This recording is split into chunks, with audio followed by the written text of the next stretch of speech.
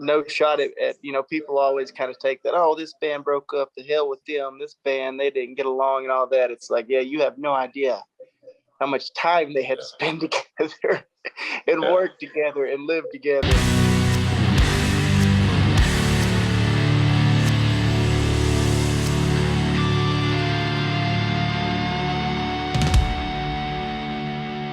The Fred Minnick Show is brought to you by 291 Colorado Whiskey, by Michter's, by Heaven Hill Brands, and DraftKings.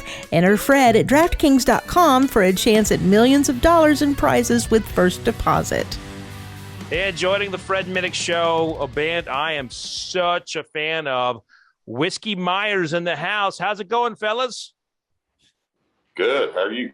So we got Cody squared, and we got Jeff.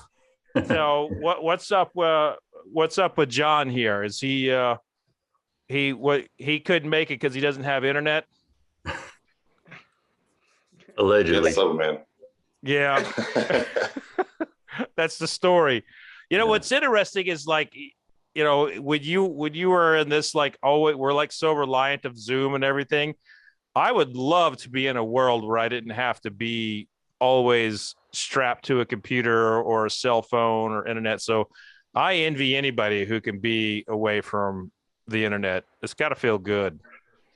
Yeah, well, it's kind of a double-edged sword right there. Living in the country, you have Wi-Fi, but it's just not reliable. So it may work tomorrow, or it may, mine's working right now. I might cut out here in about 15 minutes. Who knows? That's happened before. So it's kind of one of those things. It's enjoyable when you can get away, but then you want to watch something and it's like, nope. Yeah, that's right. And also, I live in an area that's always under construction, and like they, I swear every other day they cut a cable, but anyway, you all have something big to announce here. We've got Treaty Oak here, and tell us what's up with you guys. Got something to talk about in the whiskey world. What's going on? Yeah, man, we got a go ahead, Bill. We're partnering with Treaty Oak to do a bourbon called Red Handed. I think Tony could probably fill you in a little bit better than I can on it. Yeah. How's it going, guys?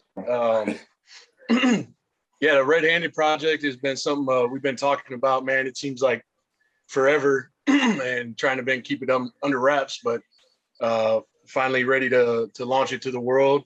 And Red Handed is a brand that Treaty Oak has had for quite some time. It's one of our sourced whiskeys, but we kind of started talking to the band and about, man, shoot, it seems like probably about a year ago, and trying to get something going and off the ground and just kind of seeing if something would stick. And Red Handed kind of made sense. So we came up with a new blend for our Red Handed, put it in a new package, and proud to partner with the guys at Whiskey Myers to release it to the world. Now, Jeff, it only makes sense that a band named Whiskey Myers that has such a deep connection, to the roots of like Southern rock and country, it only seems fitting that you all have a whiskey. Take me through like the conversations with the band about like why you all decided to come out with a whiskey. Yeah, branding wise, it just makes sense because of the name. And it's something, we've been a band for almost 15 years now, and it's been a thought for a long time to partner with someone with a brand, but we didn't really know who, and we didn't want to go super mainstream, kind of like the local guys, Texas guys. Really liked what they were doing out there at Treaty Oak and Dripping Springs, and went out there and sampled some products and sampled some drinks, and just loved everybody that was out there, from the bottom up, from bartender to management, everyone out there. And it just it just kind of clicked. It just kind of fit with us to partner with them and love what they do and love what they make. Now, I know everyone would assume that, Whiskey Myers, with a name like that, you all are like, sipping bourbon every day or something. But who's the big whiskey head in the group? Like, who's the biggest whiskey fan, do you think? I've got a lot of bottles of it. I got a ton of bottles, but I don't really get to sit around and drink it very often. Yeah. And I was actually going to ask you later on about some of these bottles that I have and see what you recommend me try and what I should just leave on the shelf otherwise. But oh yeah, absolutely. Well, the funny thing is, everyone always assumed that we were just straight whiskey drinkers because of the band name. So they would always bring us these shots back in the day when we were playing all these dive bars. They would bring us these warm house whiskey shots at the front of the stage, and that was awful. So luckily we don't have to really do that anymore. So it is a lot better to sip, and hopefully what you all have done here is a good sipping whiskey. Tell us about it, Tony. What you said it's a blend. What are the components of it? So typically red-handed and historically has been a blend of different source whiskeys that we put together. For this one though, we decided to work with our friends at Bardstown, and we did a contract distill with them. So we did it going back about 2 years ago. We put together our mash bill of 70-21-9 of a nice rye bourbon and laid that back at Bardstown, and it's been sitting there doing its thing in Kentucky for a while. And we've since brought it here to Texas and let it get some of that Texas heat on it. And it's in our rick house now and kind of doing its thing. But we decided, to kind of go, our flagship bourbon at Treaty Oak is called Ghost Hill Bourbon. It's a wheated Texas bourbon.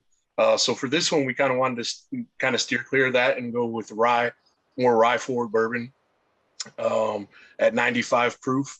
And it is a great sipper, man. It's a great little, throw it on a rock and just sit back and sip on it. So that's kind of what we did, working with Bardstown for this iteration of Red Handed. And we're pretty proud of it, man. They did a great job for us. Our distillers actually went down and ran the production cycle with the guys at Bardstown, and it's a great partnership. So awesome. Yeah, they're doing good stuff there. So the age range on this is, you say, under 4 years old? It's a 2-year-old. It's a 2-year-old. Okay. Yeah. And how many bottles will you all have?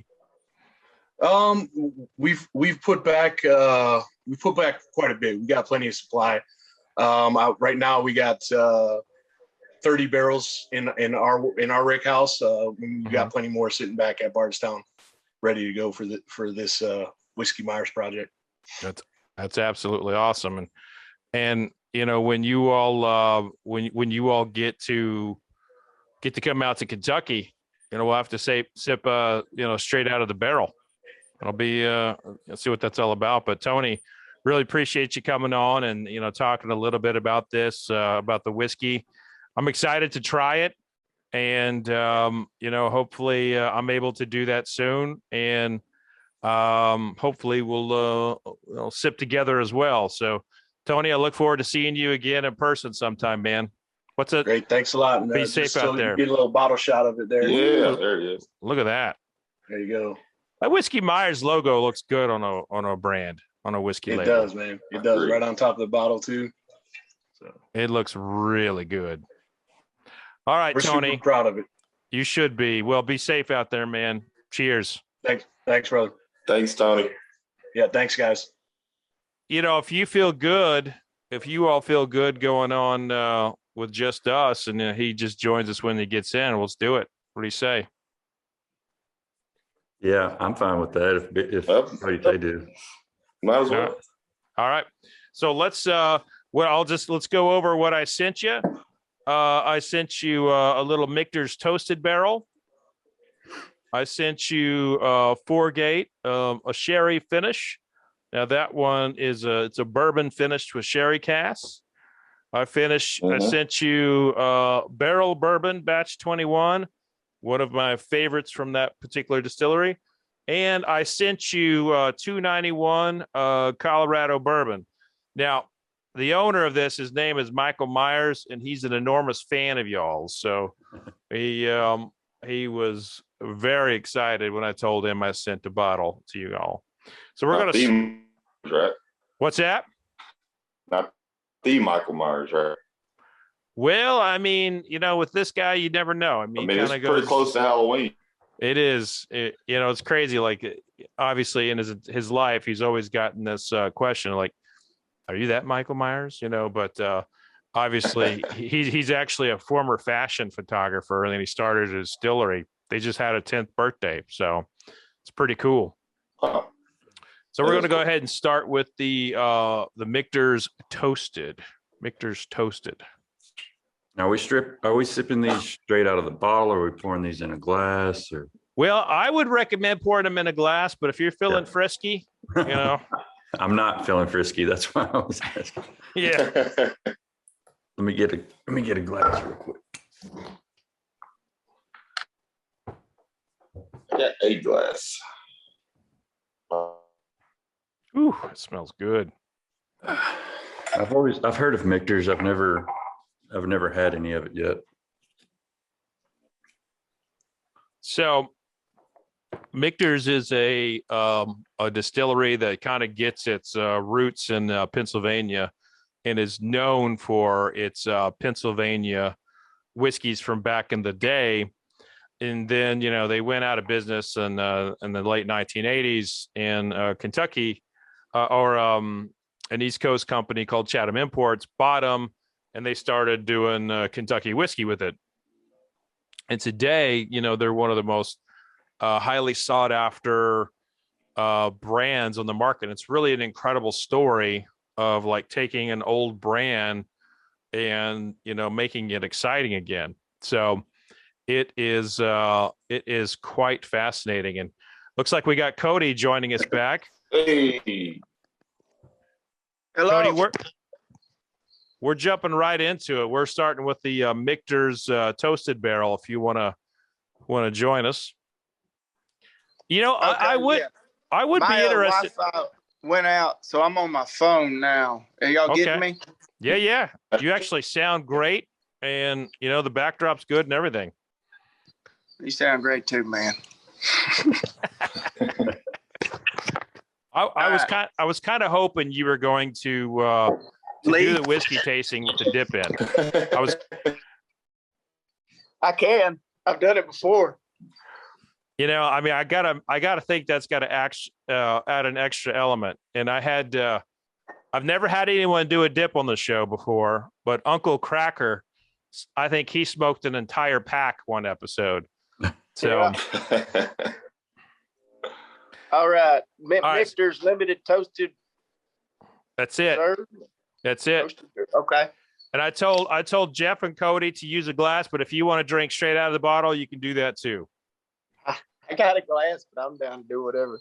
All right. So, kind of to give you, now that you all are in the whiskey business, this is going to be a part of your daily life now. So, when it comes to like analyzing bourbon, the first thing you want to do is analyze that color. Now, this one is going into another barrel. So it's going in from one barrel into a new barrel that's been specially toasted for it. And so it's really, really dark. And so the color in bourbon is a direct, basically a direct impact of the barrel. When it goes into that barrel, it is as clear as the water from your tap. So every single day it's in that wood, it's moving in and out of that wood. So that rich, almost red color right there, that is purely from the barrel. No color was added to it to give it that color. Then we want to swirl it around, kind of look at the legs a little bit, bring it to your nose. And when you smell it with your mouth open, not like but just like a little bit like this, and go side to side. And when you smell with your mouth open, you'll pick up more than just the alcohol fumes. And by going side to side, one nostril always works better than the other. And if you've ever broken your nose, you may have a nostril that doesn't even work. So this goes side to side like that. Yeah, it smells like honey and all kinds of caramel and it smells pretty daggone beautiful. And so now you want to taste, and when you put it on your palate, you just want to feel a little bit on your palate and feel it walk back and think about what part of the tongue is it hitting. You'll get the sweet notes on the tip. You'll get the savory notes in the middle. You'll get the spicy notes in the back, and you'll get the bitterness in the middle toward the back and then around the sides. So let's sip and think about it for a second.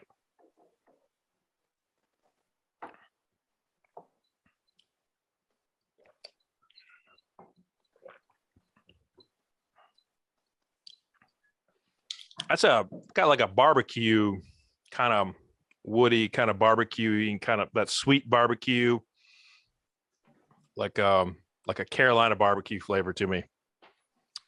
Yeah, really. Not like the mesquite barbecue that you're used to in Texas. More those sweeter flavors. Is that because of the toasted barrel? Yeah, I mean the wood is really pronounced in it. It's not like. It's not like it's bad. It's not like it's over oaked, but it's like an accent or a little touch to it. Really, really, really an interesting pour. I will say that it's one that, like, if you're craving that kind of like barbecue-y kind of flavor, it's going to really, really hit the spot. I like it. Real cold outside. Yeah, I mean, this is campfire, right?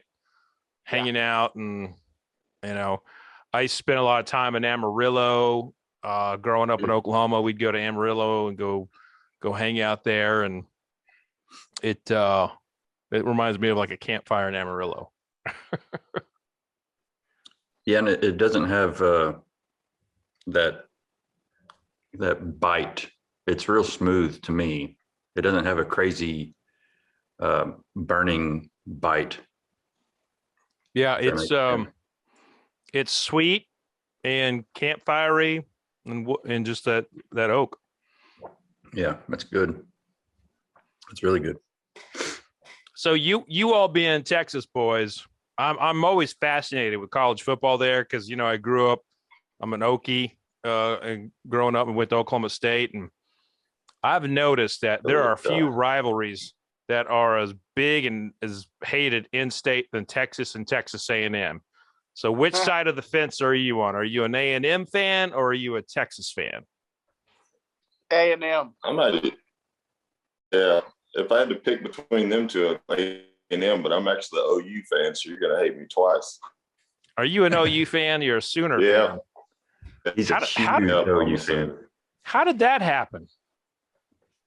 Well, I was actually born in Tulsa, and we moved to Dallas when I was like a year old, and we moved to East Texas when I was like a year and a half old, or about 2 or 3 years old. And but my dad was he didn't really like to watch sports, but the only sport he would watch was OU football. So I grew up watching OU football with him. Those are probably good times, all the championships you won and everything. So I was on Marty. I saw one of them. You saw one of them? Well, that'd probably been like 80. Yeah, the national championship. I saw the Big 12 championships. Oh yeah. So I was on Marty McGee on ESPN not too long ago, and they asked me what I thought about OU moving to the SEC, and I hate that move. I think it's a horrible move for OU. But what do you think about it? I'm on the fence.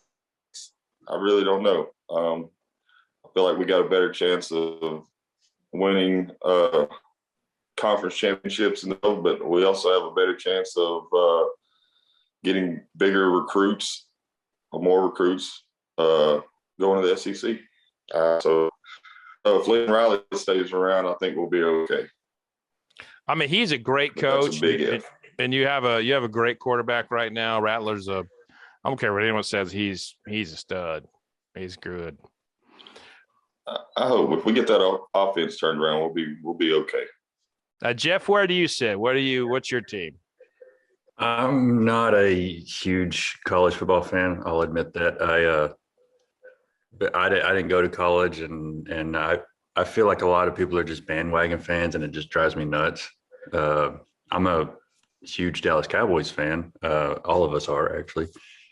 But as far as college football, I'll watch a game, or if Cody Tate's watching the OU game up front in the bus or something, I'll watch it with him or something. But between A&M and UT, if I had to pick one, I'd say A&M, just because I like College Station a whole lot. It's a pretty cool.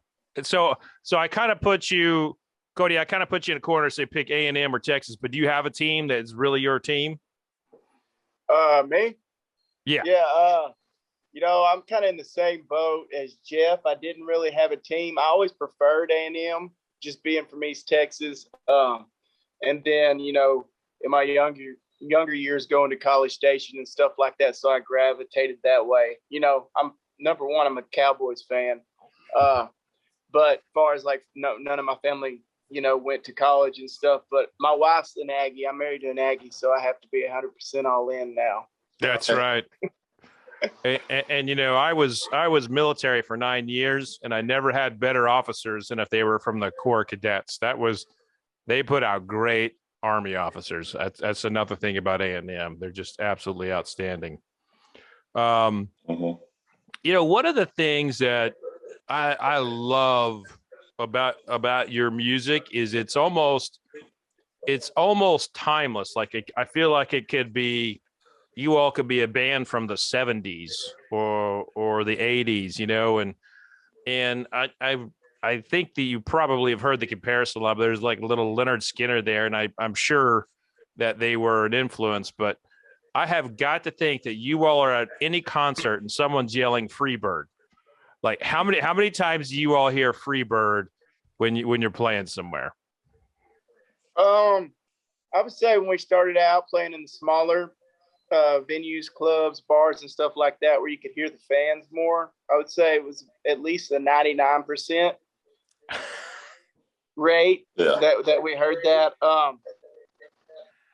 When you get to play larger places, you can't hear the one guy yelling out stuff, so it hasn't been that issue. But yeah, there's going to be one person for sure yelling that probably every night.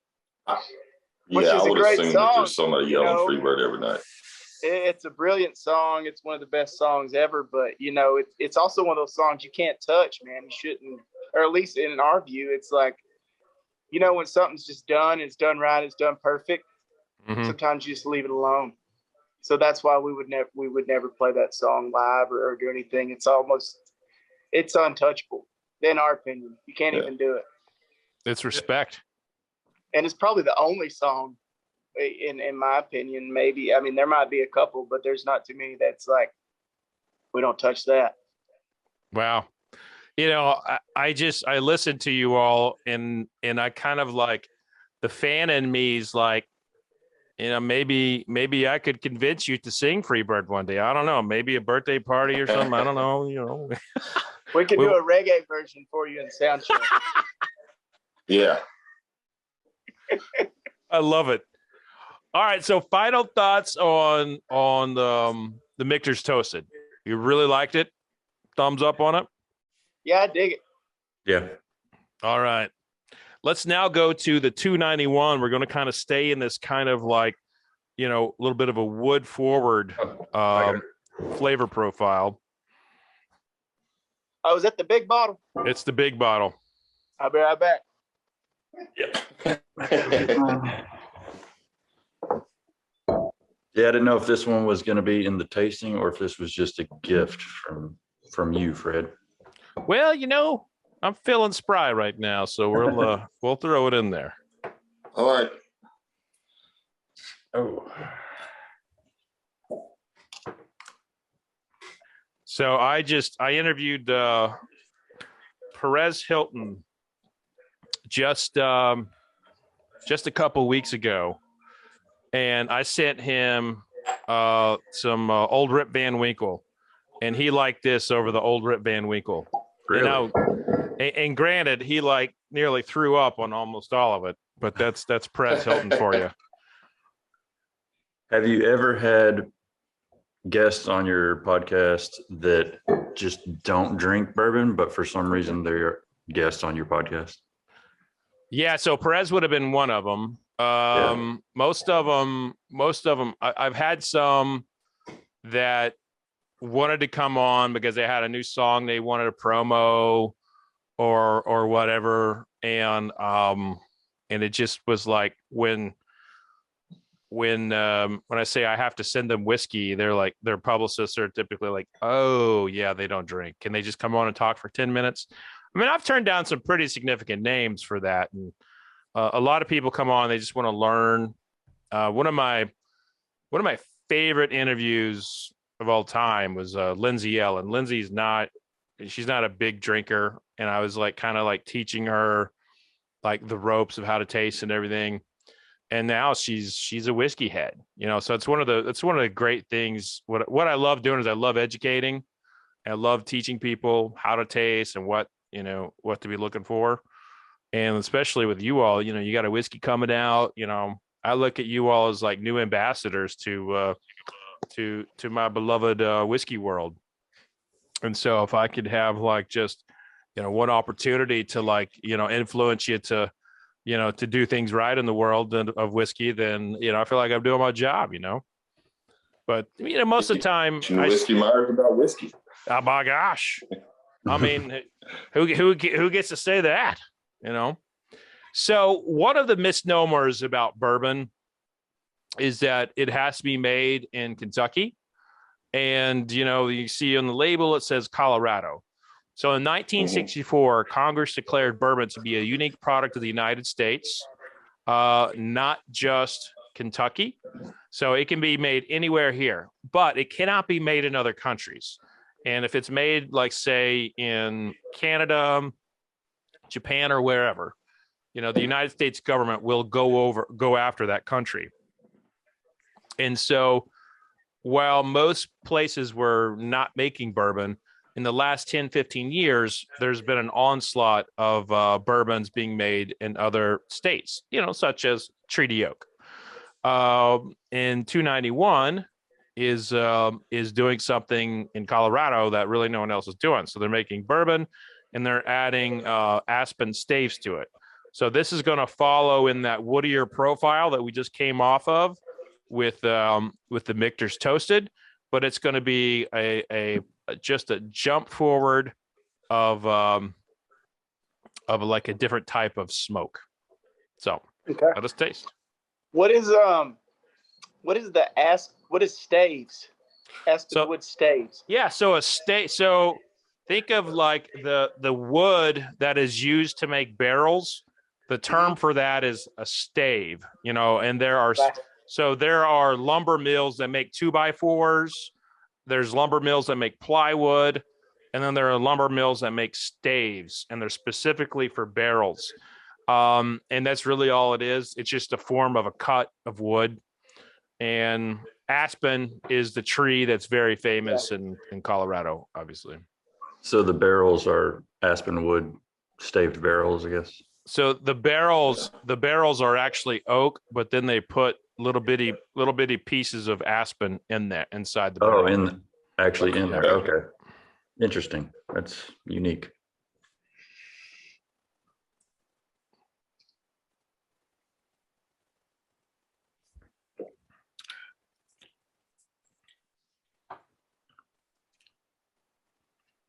Boy, Cody's getting on it now.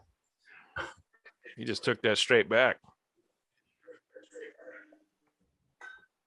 I smelled it first. I did my test.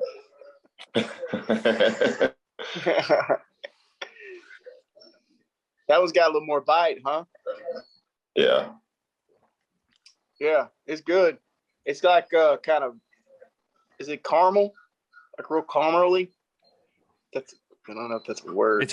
Caramely's right. I mean, it's so like, there's like you get like some Cracker Jacks, there's that like hard caramel on the popcorn. Yeah. Yeah. It's kind of like that, like a little burnt kind of caramel kind of flavor. Yeah, as soon as you said Cracker Jacks, I immediately, it took me back to childhood eating Cracker Jacks. But I'd see it now. I can taste it. Yeah, Cracker Jacks to me is like just straight out of the book of Americana. Yeah. Baseball game, Cracker Jacks, and Baseball, yeah. It's just boom right there.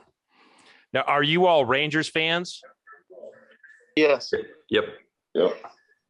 I grew up. We just had a Rangers game last night, as a matter of fact. Nice. Did you all play? Yeah, we played. Awesome. Yeah. No. I mean, we played on the field. Yeah, I played right. Nice. Cody pitched. Jeff was the catcher. Yeah, that's why we won, because I pitched. Right on. No, we didn't play. It was Jeff's part of Jeff's bachelor party. I think Fred was asking if we played baseball when we were younger. I think. Actually, no. I was like thinking that might, maybe you all had a little gig in there or something. Oh, played music at the bar. Yeah. No, we just went from a bachelor party. When's the big date? October 10th. So right around the time your whiskey's getting released, you're getting you're getting married. That's awesome, man. It's a big October for me. That's what he's serving everybody at the wedding. Just whiskey. Yeah. Yeah, it's a tax write-off, so why not, right? I got a lot of other stuff to return then if we're just drinking whiskey. I bought a whole bunch of liquor and beer last week. So. Oh man, I bet you that's going to be a party. I'd love. So who do you get to play at your wedding? Nobody, because I don't want.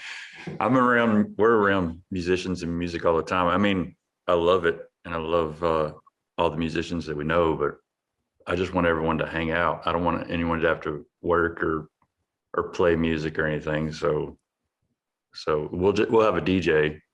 Yeah. And I'll tell him what he can't play. What not to play. Yeah, exactly. Pretty long list of what not to play. So.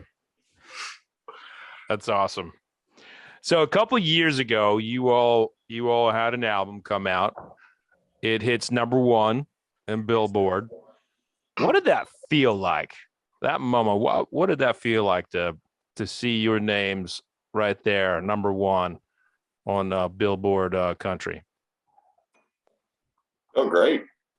I believe that was, have we had another Billboard country #1? No, we've had like iTunes charts #1, but we've never had like a Billboard. It was great. Seeing it #1, and then also it was #1 country and #2 on rock behind the Beatles, which I thought was a win-win situation, because if we get #1 on the rock, then we beat the Beatles. If we don't, then we beat the Beatles. So it's nobody really expects that anyway. So that's right.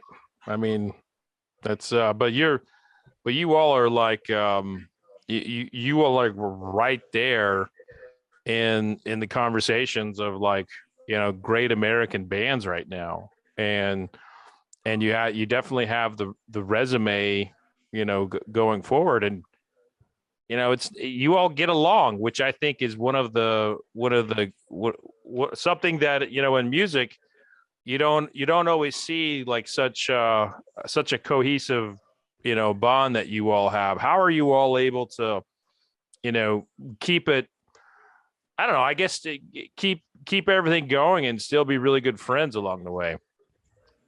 I mean, we've all known each other before music, and it wasn't just a bunch of strangers getting together and starting a band. So there was a backstory there. We've known each other pretty much our whole lives, a lot of us, and the rest of us knew of each other. We're all from the same area, so a lot of close ties. So I think that helps for sure. But anything with those bands, that's them not getting along. I think it's because people don't realize how much time you have to spend together in close quarters. more than you do with your family. You know what I mean? Yeah. So I think it's no shot at people always kind of take that, oh, this band broke up, the hell with them, this band, they didn't get along and all that. It's like, yeah, you have no idea how much time they had to spend together and work together and live together. And but for us, we've been fortunate, and I think a lot of that is just us knowing each other from before music. I think a lot helps too is whenever all of our families like each other also, so there's no rift out of the bus. You know what I mean? Everybody gets along with everybody. Mm-hmm. Yeah. Cody and John and Chris, our tour manager, have known each other since they were like 5, something like that. Cody? Yeah, I knew John probably from playing ball, but I would say probably a little older. But I've known Chris really since I don't know. It had to be pretty soon after I was born. I don't know the exact, but very, very, very early age. And then probably John just by playing baseball and stuff at a very early age as well. Yeah. And then we knew Jeff. We just knew each other even kind of in passing for a very long time too, because it was just from the same area and stuff like that. And then Bill, Cody K, we all hate came out of nowhere. Cody Tate and Cody Cannon used to work together. Yeah. In Palestine. I heard him. Slinging shoes. But listen, shoes. he's an OU fan, so you just got to keep your eye on him here. So that's the troublemaker there. Oh, come on, man! You're repping the wrong Cowboys. It's okay. Yeah, I used to be an enormous Dallas Cowboy fan, but the way Jerry Jones built the stadium just bugged me. Using eminent domain to kick ladies out of their houses, that always bugged me. So I'm on a hiatus of being a fan, I suppose. But I'm a huge Cowboys fan, but I don't like Jerry Jones, and I feel like a lot of people think that you have to like Jerry Jones to be a Cowboys fan, and I don't like Jerry Jones. But that's all I'm going to say about that. I will tell you that if there was a team to get behind that's like kind of grabbing at your heartstrings, how can you not love Dak Prescott? I love him as a quarterback and just the guts he has after that injury. Oh man. Yeah, he's a really good quarterback. He seems to be just a great person and a great leader as well. Let's go to the Barrel 21. And now that we know we've got 20% here, I'll speed it up a little bit. Let's taste this. But I know that you all are in tight with Yellowstone, and you've been a part of the show. And I got to know who's dead. Do you know who's dead in the final episode? It's coming back soon. If we did know, we couldn't tell you. Yeah. Well, I don't need you to tell me. I just need to know that you know. I don't know. You want Kevin Costner hunting you down, man? It's funny. He and I are actually fraternity brothers, and really? we're not the same fraternity at the same time, but we're both Delta Chi's, and when I was in college, they plastered him everywhere. And Ashton Kutcher's is in the same house too, and we were all in some kind of like list together of like cool jobs for alumni. Oh, that's awesome. Where'd y'all go to school at? I went to Oklahoma State, but he was a Delta Chi somewhere else, and same with Ashton. All right, so Barrel 21. Now this one's packing some heat. So this is coming in at 106 proof. But you should get some like graham crackery kind of notes here, some honey. Okay.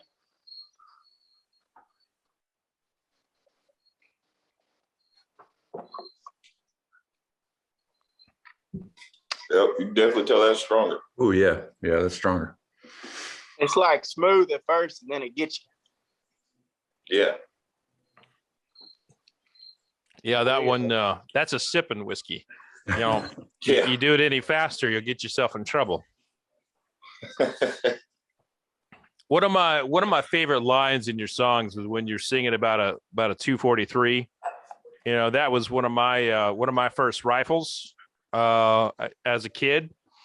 You know, and that song always brings me back to, you know, shooting with my grandpa, and I love that line. You know, and I was curious, when you all are writing or when you're playing, you know, are you pulling from personal experiences, or are you all, you know, is there something else that, you know, kind of gets you, you know, get the juices flowing that's a little different than personal experience? I would say a lot of it comes from personal experiences.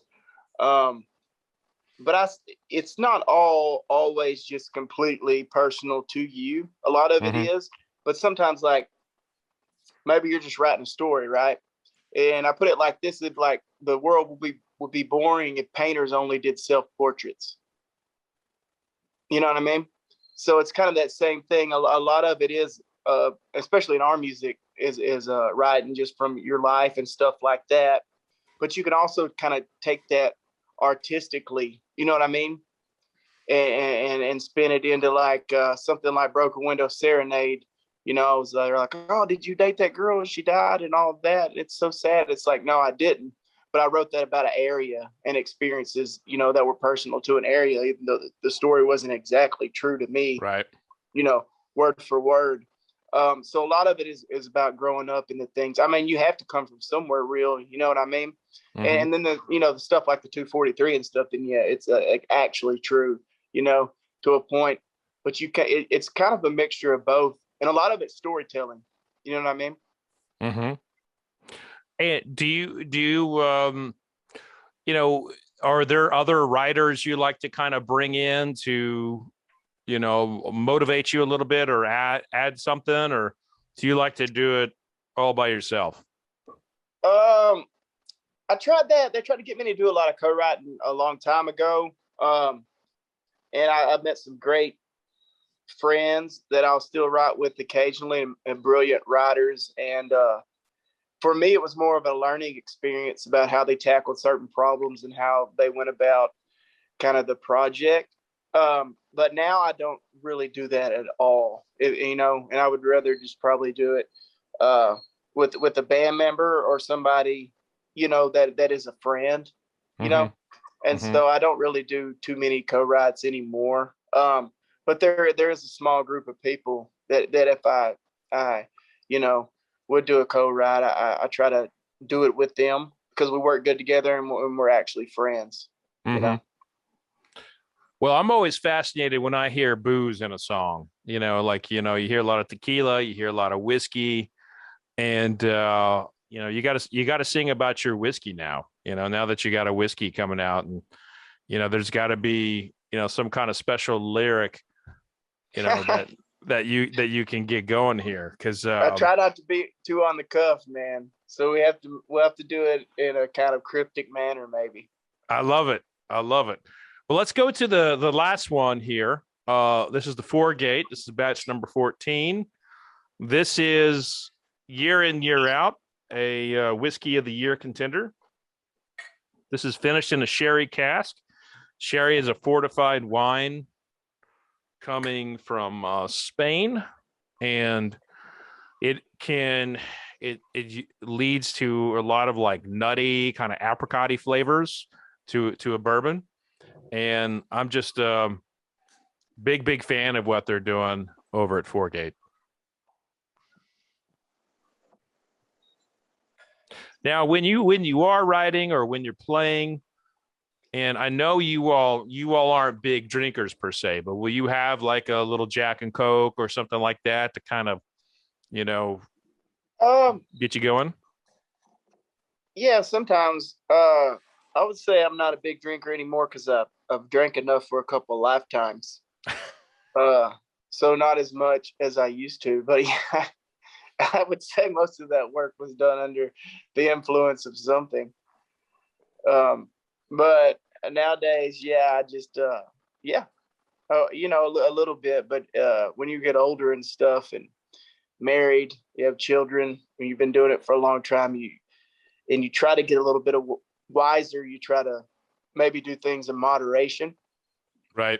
So yeah, it's definitely just going to be a more of the sipping kind of thing like this. If there's anything to get you motivated, but a lot of it's just being in the moment, man. If you're in the right moment and the right vibe, you can get your juices flowing for sure. You don't need anything. You don't need anything to help you out. You think that they tell you that it's not true. You got it in you. You don't need that shit. I don't. That's good advice. Jeff, do you like a little something to warm you up? I actually don't drink at all on show day or before the show. Excuse me. If it's a day off or if it's a day at home, I might have a glass of bourbon, usually a little bit of ice, maybe just a smidgen of water, or just let the ice melt for a couple of minutes. But I learned a long time ago I can't play drums very well whenever I've been drinking. So personal accountability on myself to just cut that out and just play sober. And after the show, maybe I'll have a drink or something if we have something special, some special occasion or something. But it's mainly at home. We'd have did this like 10 years ago. All this shit would be empty up here. Yeah. So if drums are off a little bit, what happens to the rest of the band on stage? Do you fall in line with Jeff, or how do you do that? We don't know because Jeff never messes up. I do mess up sometimes. Yeah, he's like we don't notice it. He's the only person that's not allowed to mess up. If anybody else messes up, it's fine. But if the drums go south, it's going to be a bad deal. It's a lot more obvious. It's a lot more obvious whenever the drums mess up versus a guitar messes up, because I hear John mess up every single night and no one ever says it. But it's easy to pick on him when he's not here. So I know he's not here to defend himself. Yeah, but it's true though. So, it's just more obvious if the drums get off beat or something. It just sticks out. So I gotta. Yeah, the drums are the train, man. The drums get off the train, gets off the track. Yeah. So there's a great 80s band. They're still around today called Crowded House, and they did a live stream. They were all around the world, and they were playing at the same time, and it was in sync. It was fascinating to me how they were able to pull it off. I mean, it had to be some production genius. But how I know we're kind of on our way up and out of COVID, but how did you all play together during the high time of COVID when we weren't supposed to be in rooms and stuff? Yeah, we didn't. You didn't? We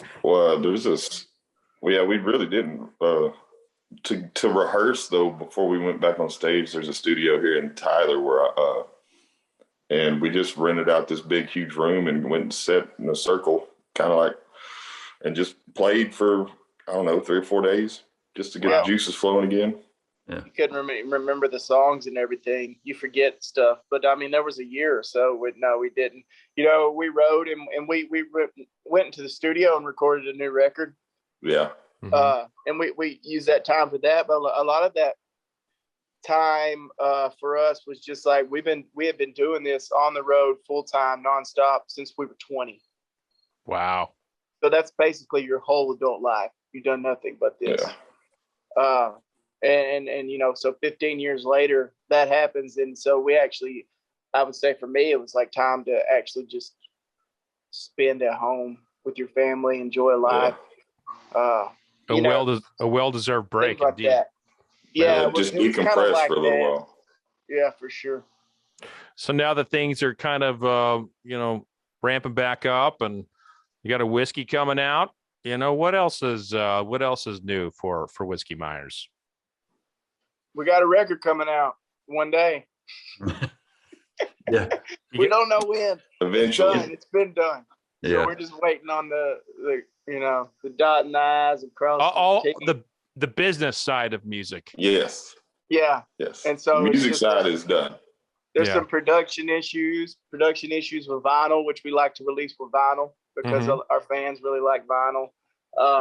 And there's like some things like that are still kind of lingering around because of the COVID and stuff like that.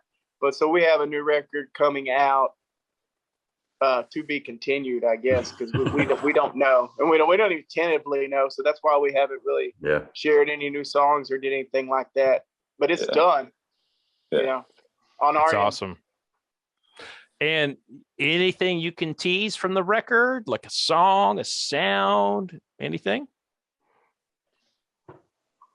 We'll probably do the intro. Yeah, it's different. It's a different sound. It's the same, but we added some different stuff. We did a lot of horns and stuff like that, which we've never done before. Right so it's on. kind of fun. It makes it, but it's Trombone Shorty, one of the best in the business right now. People, he's bringing, that whole sound is kind of like the sound of jazz and everything is getting itself back into the game. You heard a lot of saxophones in the 80s and they just kind of disappeared, but they're starting to make a comeback. I love it. Yeah. I think this new album, we like the album before it was our first time producing ourselves. And we still kind of had those, I don't know, I won't say kid gloves or anything, but we were trying to learn to walk before we crawl. But this time we just took off running. We just did whatever we wanted to the whole time. And I think this is this is more of a Whiskey Myers album than anything we've ever put out before. It's awesome. To me, anyway. Oh. Well, Cody, I feel like we're going to lose you in a minute here because of the battery situation. So get it charged. Yeah, I'll get my wife to give me a charger sheet back. I'm outside. I'll have to plug it up. Oh, it's all right. I think, I know Jeff had some bottles he wanted to show me. Yeah, I was actually what I think. So I was about to ask you, when you sent the sample, and one of the samples was from Barrell Bourbon, that reminded me that in February of 2020, before we all got shut down, we played a music venue in Houston called the Revention Music Center. Mm-hmm. And they gave us a bottle of their 15-year. Oh, wow. And it said, I don't know if you can read that. It says Whiskey Myers sold out. Revention Music Center, Houston, Texas. And the only reason I think I have this in my possession is because I was the only one on the bus whenever they knocked on the door to give it to us. So I don't even know if they knew that they gave us this. So. I never even saw that. Yeah. I probably left. By the way, no, it was like 6 o'clock in the afternoon or something like that. Can you hold that bottle up for me one more time, Jeff? Does it say 15 years? Yeah, it's 15. That was my American Whiskey of the Year in 2018. Okay. So that bottle is very special. There was only like 2,000 or 3,000 of them made, and you got a very nice bottle there. Well, that answers my question because I was going to ask you if it was any good, but yeah, it's great. Yeah. I was curious, and I Googled it just to see how much it cost, and I saw the cost, and and that doesn't always equate quality. Cost can be very deceiving in whiskey. Yeah, that's what I was. Yeah. But I didn't want to base the quality of the bourbon without trying it on the cost of it. So, and I still haven't opened it yet. So I keep waiting. Yeah, I would say let's wait for that next record to come out for it to hit number one, which it will, right?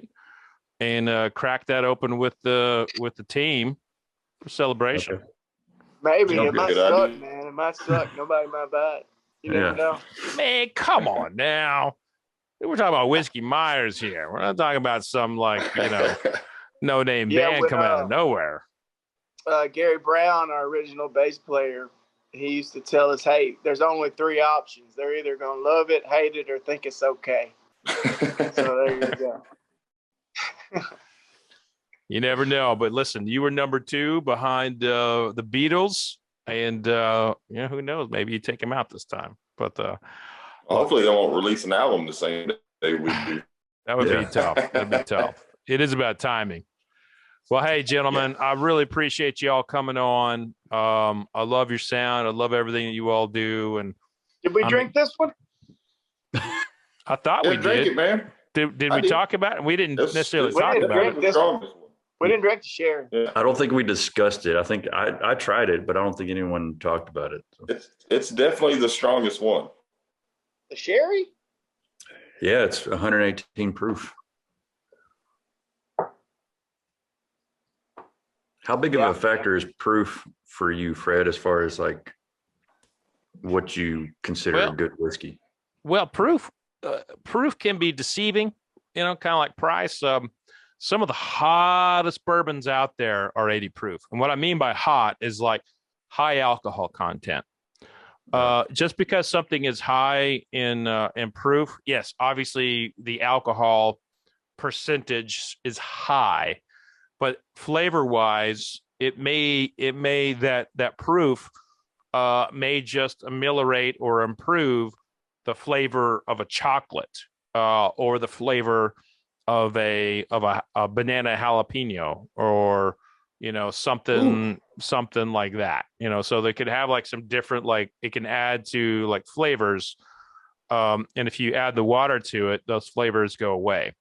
So proof is never an indication of smoothness, which smoothness is kind of an overused term, but it's a real factor. Yeah. Everything is, if it burns at like a 9-volt battery at any point in your body, then it's not smooth for you. Add water.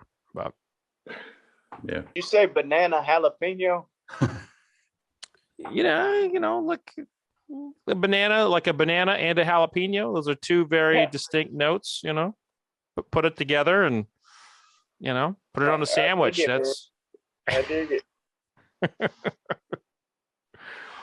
So what's your favorite of the tasting that we had? I think the first one. Yeah, the Michters. The Michters is the winner. Yeah. I like them all. Yeah, I like them all. But I don't know. It was kind of that, like you said, that kind of that campfire vibe on the first one. Right. It really kind of took you to a place. Mm-hmm. Yeah. Bill, you feeling the same? Yep. The 291 kind of has that campfire vibe too. Yeah. Right. I know you were saying that like different parts of your tongue pick up different, flavor profiles. But for me, I don't. That must be a professional thing that you've acquired over doing it for years of years. Because I tried every sip of each bourbon and I couldn't tell which part of the tongue it was. Was it everywhere? Yeah, it was kind of everywhere. Yeah. But I guess that's just from, I'm not a professional at this. So, well, I think it's a little bit too of like, so I'll give you the story of how that process came to be for me. So I'm an Iraq vet. You can see my boots behind me on my shelf. And like a lot of vets, when I came home, I was having a real hard time readjusting. I was probably one incident away from being homeless, to be honest with you. And I'm in therapy in the VA, and the therapist gives me takes me through a regimen called taste mindfulness. And it started with like a barbecue potato chip. And she said, put this on your tongue, think about it, think about how it feels. And so I would crunch this and I would think about how the sugars like separated on the chip, how the salt separated, how the crunch felt, and like where it was hitting on my tongue. And at the same time, I was like, I was tasting wine and bourbon and trying to be like a writer in this world. And I was able to apply that to tastings. And that was very early in my career, and I didn't even think it was that big of a deal, but that's kind of how I was able to like, find things while I was in the middle of being training with like master sommeliers, master distillers. And, when I started telling people my story, they're like, wow. And I never thought anything of that. But if you're able to connect this to up here, that is really where you're able to pick things up, whether you're eating a tomato or a banana or whatever. You're able, if you can think about what you were tasting, you will be able to taste things that you didn't before. And it's the brain, it stores like taste memory in the same place as location. So a lot of times you will taste something that reminds you of a memory with family or friends or something like that. And so that's kind of how I've been able to laser that in on the palate. And so when you go back, when you go back, Jeff, and you taste, just think about each part of your tongue as the whiskey's going back and see where it resonates most. Okay. I'll try that out next time I sample something. I don't know if I'll be able to figure it out. But not before you go on stage. Exactly. Yeah. I don't want to be responsible for a bad night of drums at a Whiskey Myers show. Thank you for your service, sir. Yeah, I appreciate that. Absolutely. Well, gentlemen, it's been real fun. I wish you the best of luck in the whiskey game. But knowing you all, and you'll probably have a new song and shots being done out in the audience while you're in the middle of singing. Do what like Toby Keith did to the Red Solo Cup. So, cheers to you all, and all the great joy you bring to your fans and everything. I think the world of what you all do. Cheers. We appreciate it. Thank you. Cheers. Right on. Cheers. Thank you, man.